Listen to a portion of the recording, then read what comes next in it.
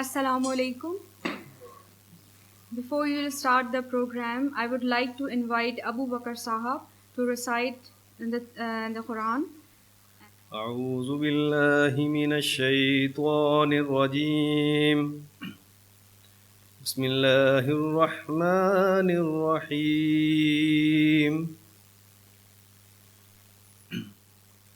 ربنا ولا تحمل علينا إسرا كما حملته على الذين من قبلنا ربنا ولا تحملنا ما لا طاقة لنا به واعف عنا واغفر لنا وارحمنا أنت مولانا فانصرنا على القوم الكافرين. صدق الله العظيم. Subhanallah. So, before giving you a brief introduction about this session, that why did we started to think about in this direction, and what was the reason to arrange this event today. So, as all of you know about the Kashmir issue, that the Kashmir clampdown is going more than 3 weeks now, and throughout the globe, there are so many people who are involved in demonstration, but unfortunately, the atrocities have no effect of them. But above all of these demonstrations, there is Allah. We believe, being a Muslim, that Mu'min has the biggest weapon, and that weapon is basically a dua. So we believe that we will make a dua to Allah subhanahu wa ta'ala, and inshallah, it will change the condition, it will change the adversities into a positive thing.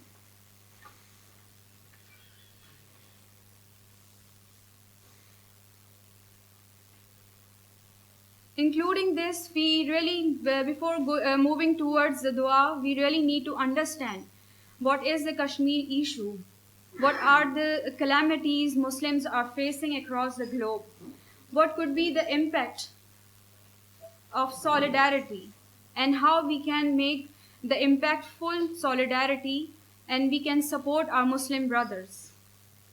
And in the end of the talks, we will like to put a light on how we can stay positive in all of these adversities.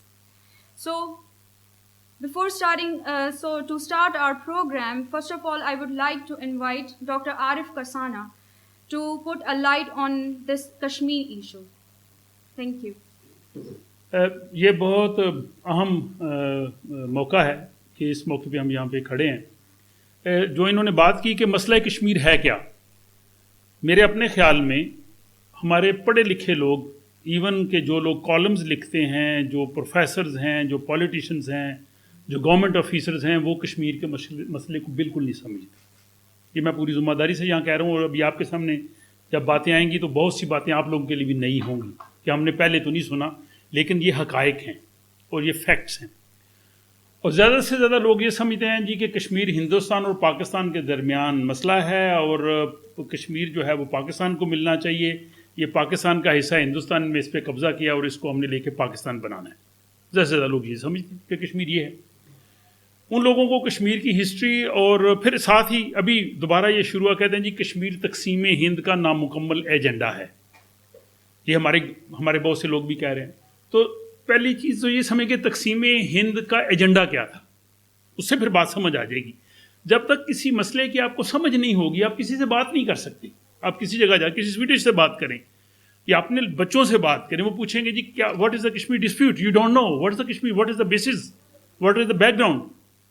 Kashmir کا flag یہاں پہ انہوں نے رکھا ہے. اب کسی کو پتا ہے کہ یہ 4 سفید جو لائنیں ہیں اس جھنڈے پہ کس چیز کی عکاسی کرتی ہیں؟ Any one among you? یہ جو چار جو ہاں جی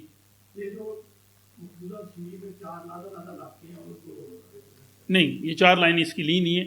یہ 4 لائنیں کشمیر کے 4 دریاؤں کو ظاہر کرتی ہیں. جو ریاست جموں کشمیر کے جو 4 بڑے دریا ہیں یہ ان کو ظاہر کرتی ہیں.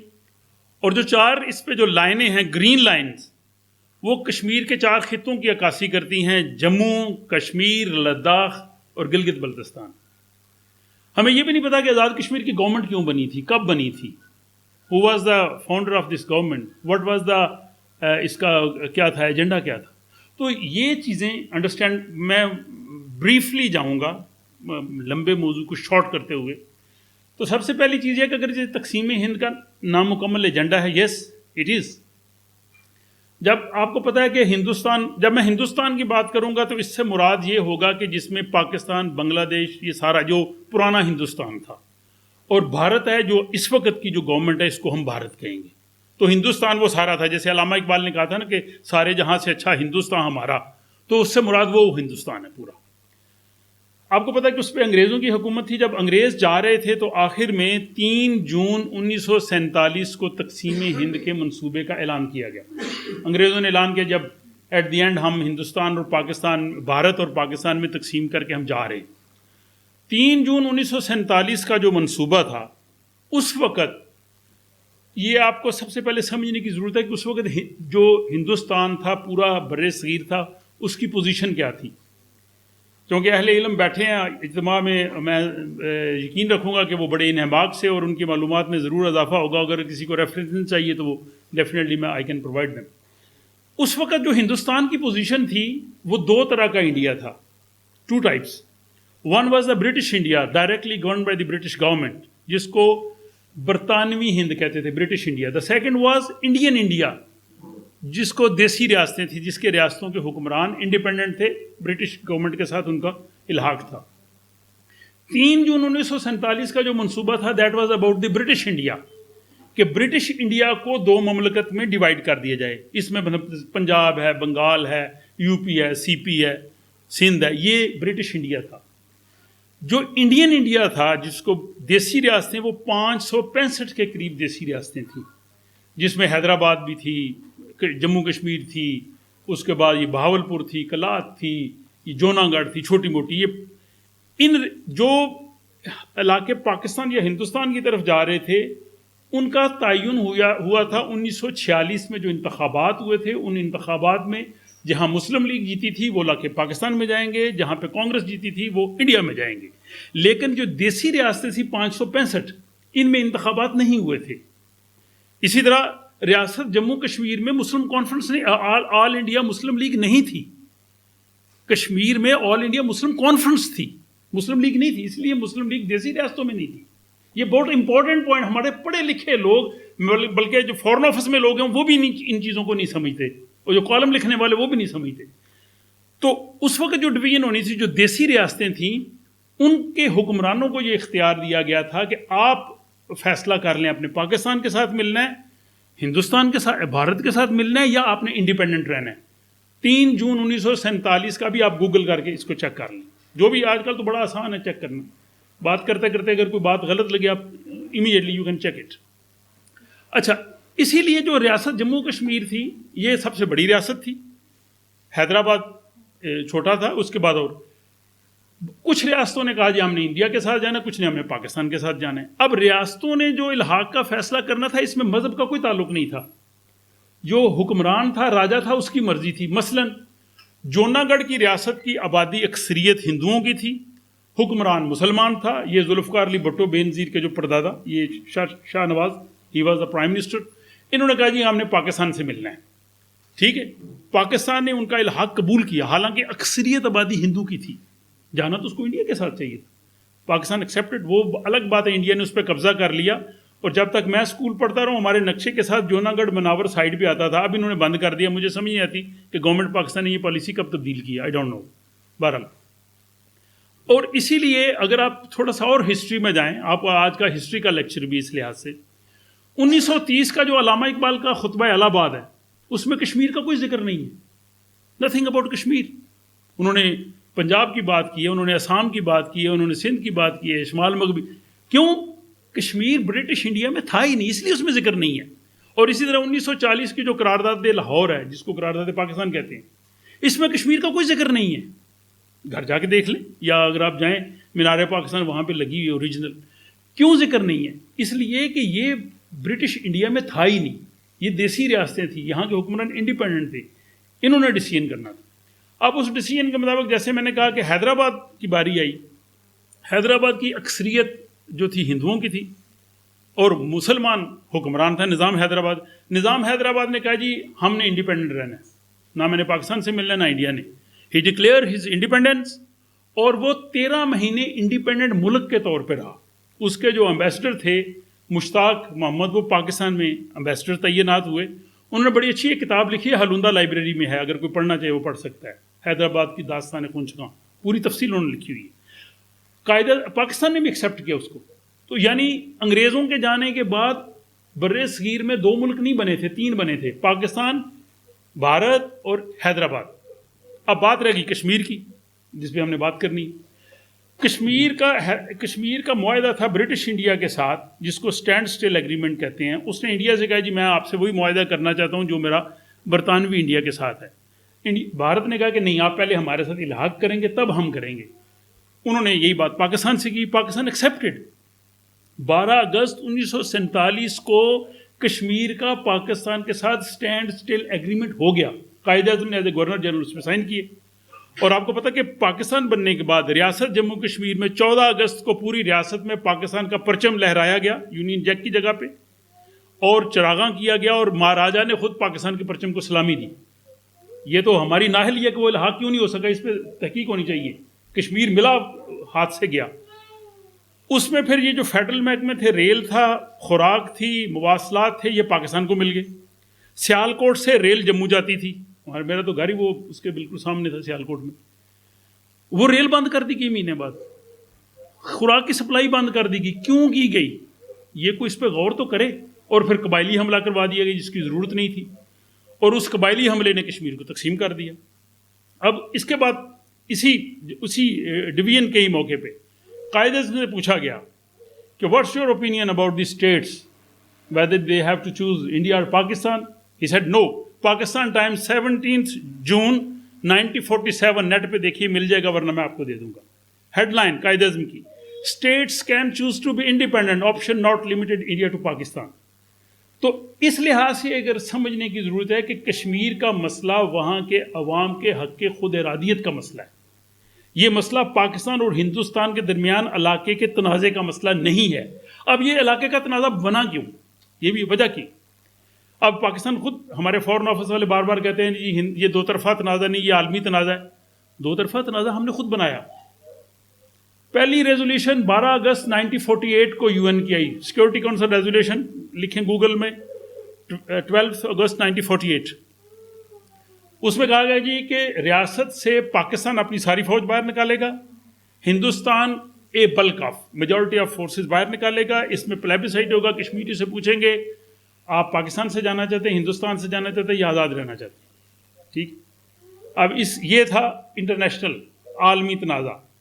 اس میں ہوا یہ کہ قائد اعظم صاحب کی وفات ہو گئی 11 اگست 1948 کو۔ اس کے بعد قائد اعظم کے نااہل جانشین جو آج تک ہم پہ مسلط ہیں، انہوں نے جو پاکستان کا حال کیا وہ حال انہوں نے کشمیر کا بھی کیا۔ کشمیری کئی دفعہ گلا کرتے، میں نے کہا انہوں نے پاکستان کا کون سا اچھا حال کیا ہے؟ 25 سال بعد کو تو آدھا اس کا جناح کا پاکستان توڑ دی ان لوگوں نے۔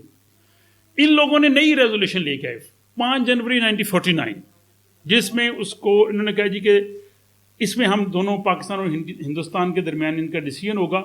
اور مزے کی بات یہ ہے کہ وہاں اس وقت سے یونائٹڈ نیشن کی جو ملٹری آبزرورز ہیں وہ جو لائن ہے مقبوضہ کشمیر اور اپنا آزاد کشمیر، اس کے درمیان وہاں پہ ہیں۔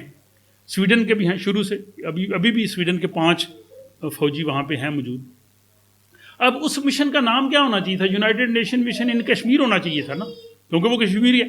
اس کا نام ہے United nation mission in India and Pakistan. تو 2 طرفہ تنازع تو ہم نے خود بنایا۔